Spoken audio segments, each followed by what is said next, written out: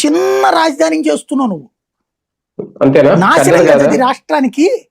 అసలు ప్రపంచంలోనే నెంబర్ 1 రాజధాని, ప్రపంచంలోనే అతి చిన్న రాజధాని చేస్తున్నాడు ఆయన.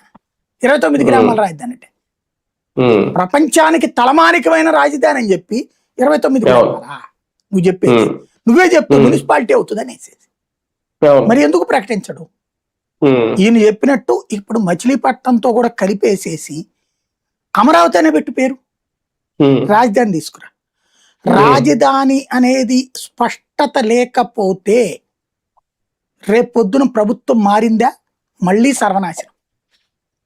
ఉన్న బిల్డింగ్లు ఎవడో కోల్చడు, వెళ్ళాలి కదండి, జనం రావాలి కదా.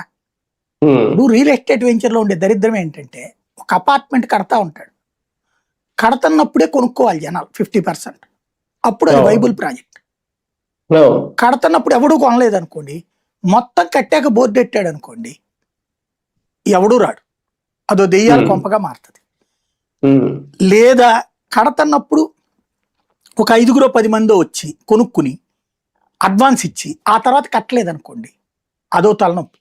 లేదా కన్స్ట్రక్షన్ బిగిన్ చేసి ఒక 5 ఏళ్ళు 6 ఏళ్ళు అంటే ఎవరు కొనగ వాళ్ళు రాక గ్యాప్ ఇచ్చి ఆ తర్వాత చివరిలో పూర్తి చేశారనుకోండి, ఎవరు రారు.